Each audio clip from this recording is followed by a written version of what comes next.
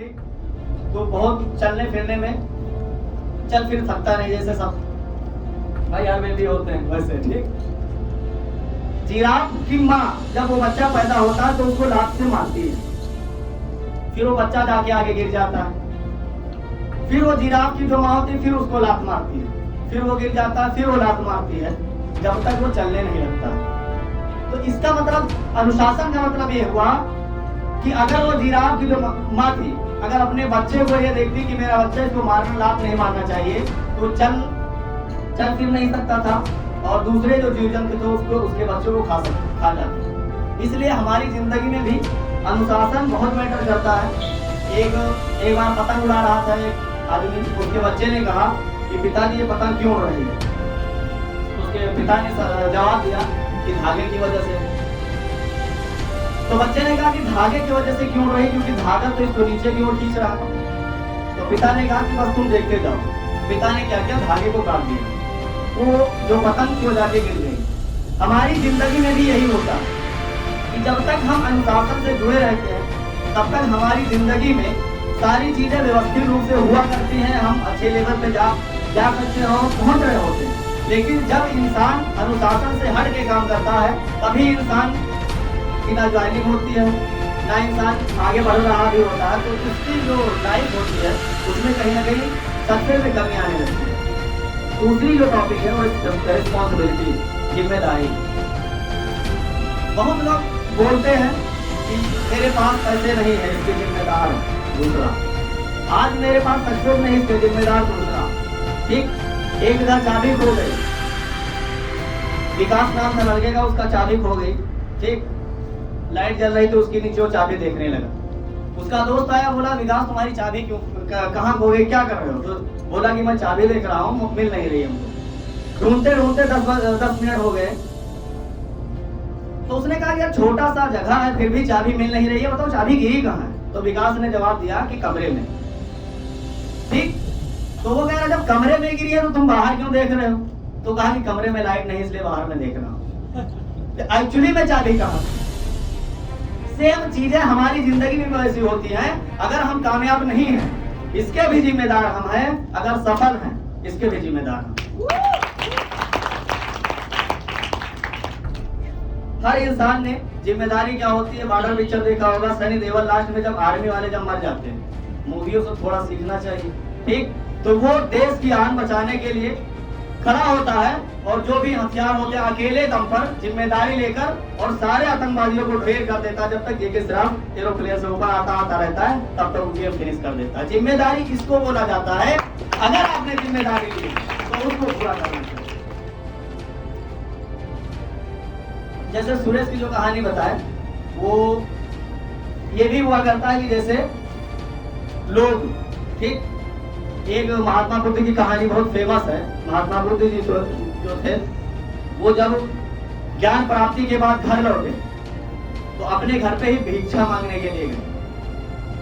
जब जैसे ही दरवाजा खोला, 12 साल के बाद गए थे ज्ञान प्राप्ति के बाद, तो जैसे ही दरवाजा खोला उन्होंने कहा भिक्षाम दे। उनकी वाइफ यशोदा ने उसको देखा, भौचक्की नहीं गई अचानक कि 12 साल के बाद कैसे हुआ था, कैसे आए। तो एक्चुअली वो नाराज भी थी क्योंकि रात में बिना बताए घर से गए थे। अब जब वो वापस आए तो यशोदा ने एक सवाल किया कि ये बताइए जो चीज आप जंगल में देखने गए थे या खोजने गए थे वो घर पे नहीं थी क्या? एक्चुअली में वो बुद्ध की वाइफ थी तो वो भी अकलमंद थी। तो उन्होंने कहा कि घर पे थी। तो यशोदा ने कहा कि आप फिर बाहर क्यों गए? तो उन्होंने कहा कि जंगल गए इसीलिए तो पता चला कि वो चीज घर पे भी थी। ठीक, तो जो चीज हमारे अंदर है या हमको अंदर ही देखना चाहिए, अपने अंदर ही कि नहीं हो रही, क्यों नहीं हो रही, मैं कामयाब नहीं हो रहा हूँ, क्यों नहीं हो रहा हूँ, इसके जिम्मेदार हम ही। ठीक, इस पे एक शायरी ये है कि ताउम्र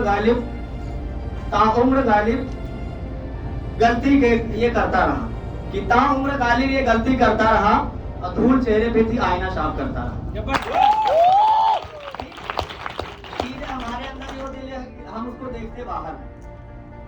how to use your upline, हमारी अपलाइन कैसे यूज करना। जैसे प्रेजेंटेशन के दरमियान करवाने वाले होते हैं, ठीक, तो जब ऐसे बुला लेते हैं तो जो हमारा दोस्त या जो हमारा गेस्ट होता है वो वैसे ही ट्रीट करता है जैसे वो हमको ट्रीट करता है, हमारी अपलाइन को। इसलिए अपलाइन के बारे में प्रॉपर वे से बता के रखें कि जिस इंसान से आप मिलने वाले हो आपकी एज का दिखता होगा लेकिन आपकी एज से बहुत ऊपर हो जा चुका है, ऐसे इंसान से आप मिलने वाले। तो कम से कम अपनी जो अपलाइन है उसका कम से कम मर्यादा रखिए और ऐसी चीज रखिए कि जब गेस्ट सुने तो खाली सुनता रहे और उसके बाद आपका काम है।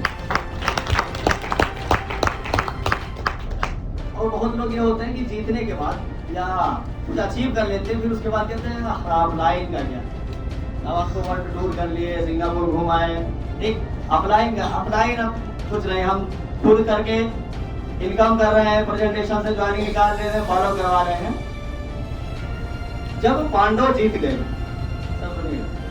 जब पांडव जीत गए उनकी अपलाइन कौन थे? कृष्ण जी, ठीक।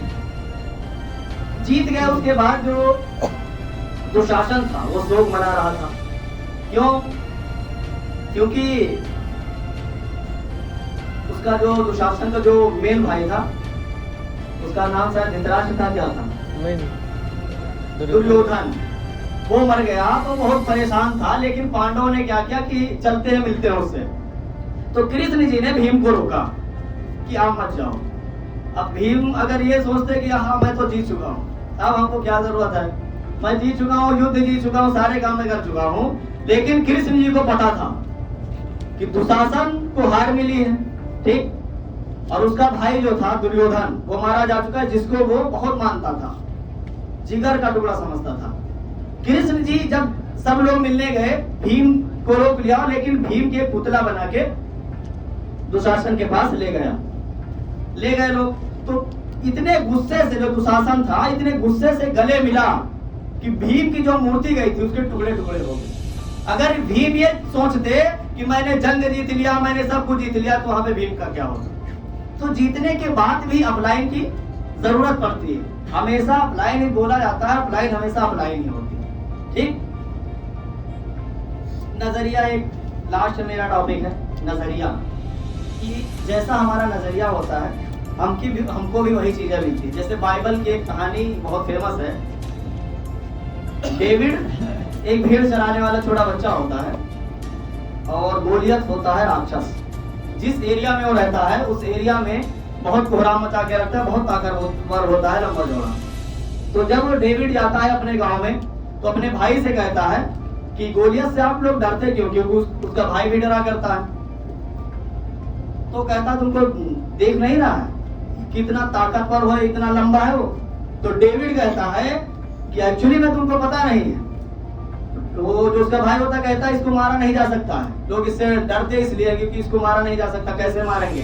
तो डेविड कहता है कि मैटर ये नहीं करता है ये मारा नहीं जा सकता, मैटर ये है कि ये इतना लंबा है कि इस पर लगाया हुआ गया हुआ कोई भी तीर खाली नहीं जाएगा, ये मर जाएगा, ठीक। तो उसका जो नजरिया था, उसके बाद बाइबल की कहानी ये हुआ कि डेविड ने उसको मारा। तो जैसा नजरिया हमारा होता है सेम चीजें हमको मिलती है। नजरिए का एक लास्ट ये है कहानी, ठीक। कि बहुत लोग जैसे परेशान होते हैं, ठीक, कि मेरा काम नहीं हो रहा, मेरी ज्वाइनिंग नहीं हो रही है, मैं आगे नहीं बढ़ रहा हूँ, सर क्या करना चाहिए। एक बार एक भक्त अपने भक्त भगवान के पास परेशान होकर आया और बोला कि भगवान मैं बहुत परेशान हूँ, मैं मर जाना चाहता हूँ और जिंदगी में हमने आपकी तपस्या बहुत की, हमको वो चीजें मिली नहीं, लोग ना हमारी इम्पोर्टेंस इज्जत देते हैं ना इम्पोर्टेंस समझते हैं, कुछ होता नहीं। तो भगवान ने एक पत्थर दिया, कहा कि इसको मार्केट में ले जाओ और इसकी वैल्यू पता करो, लेकिन कंडीशन ये है कि बेचना मत। वो गया, सबसे पहले फल वाले के पास गया, फल वाले से पूछा इस पत्थर की वैल्यू में रिटर्न में आप कितना फल दे सकते हो। तो उसने कहा कि 1 किलो सेब दे सकते हैं, क्योंकि उसको अच्छा पत्थर बना देगा। बाद में वो सब्जी वाले के पास गया, सब्जी वाले ने कहा कि मैं 1 बोरी आलू दे सकता हूँ। फिर उसके बाद क्योंकि कंडीशन ये था बेचना नहीं आपको, उसके बाद वो गया तो चांदी वाले के पास। चांदी वाले ने कहा कि 1 लाख रुपए के एवज में दे सकते, क्योंकि चांदी वाले को पता था कि ये पत्थर अगर दिख रहा है तो कीमती पत्थर, क्योंकि इसको थोड़ा थोड़ा फर्क था। फिर वो सोने वाले के पास गया, सोने वाले ने कहा कि इसके बदले में मैं आपको 5 लाख दे सकता हूँ। उसने कहा हमको नहीं बेचना। उसने कहा मैं 10 लाख दे सकता हूँ। उसने कहा हमको नहीं बेचना है। फिर वो कहा जब नहीं बेचना तो मैं इसके आगे मैं कीमत नहीं लगा सकता। फिर गया लास्ट में हीरे वाले। जब हीरे वाले के पास गया तो हीरा वाला जैसा देखा हीरे उस पत्थर को वो देखता ही रह गया। पहले ये पूछा कि बताओ ये पत्थर मिला कहां से? तो उसने कहा कि इसकी आप वैल्यू बताइए, कीमत बताइए। तो उसने कहा कि 1 करोड़ में लोगे आप? उसने कहा हमको नहीं बेचना है। फिर उसने कहा 2 करोड़, उसने कहा नहीं बेचना। उसके बाद उसने कहा 5 करोड़, उसने कहा हमको बेचना ही नहीं।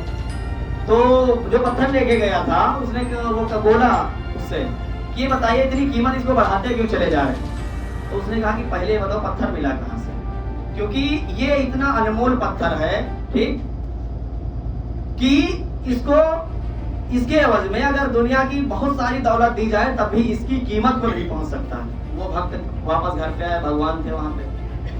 उन्होंने कहा कि पत्थर की कीमत लगाए, क्या पता चला? कहा जिससे मैंने मिला वो अपनी अपनी वैल्यू बताई। भगवान ने कहा सेम आपकी जिंदगी में ऐसी।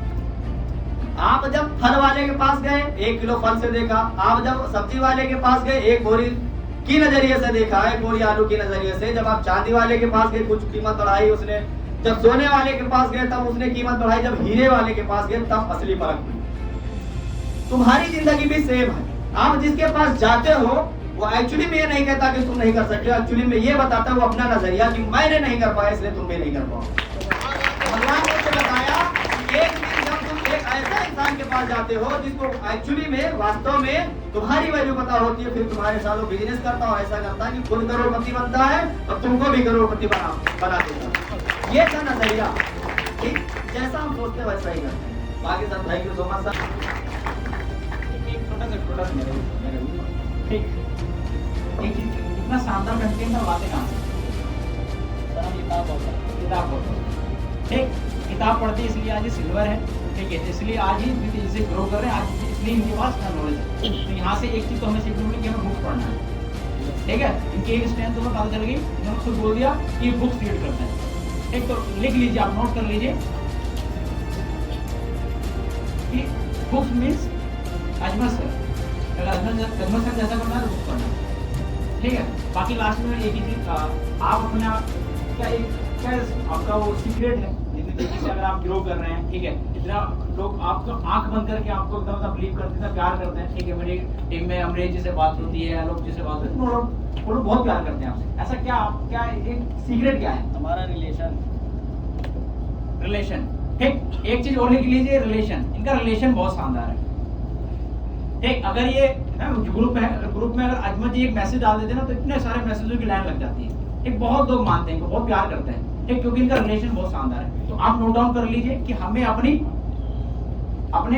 टीम मेट से इतना ही प्यार करना है जितना अजमत सर अपनी टीम से करते हैं। रिलेशन बहुत शानदार करना है, ऐसा रिलेशन करना है कि हवा भी पास ना हो पाए, होता है ना, एक ऐसा रिलेशन, इतना शानदार बॉन्डिंग आपको करना है कि हवा भी पास ना हो पाए, ठीक है। बाकी तो नेक्स्ट मेरे ब्लेसिंग्स हैं कि नेक्स्ट टाइम ये हम लोग एज अ ब्लू डायमंड हम लोग मिलने वाले हैं, ठीक है। एज अ भाई की तरह हम लोग हैं, बहुत मैं सही बता रहा हूँ, ऐसे जब भी मिलते हैं हम खुद चार्जर हो जाते हैं, ये बहुत शानदार है, रियल आसान है हमारे लोग, ठीक है। चलिए जबरदस्त।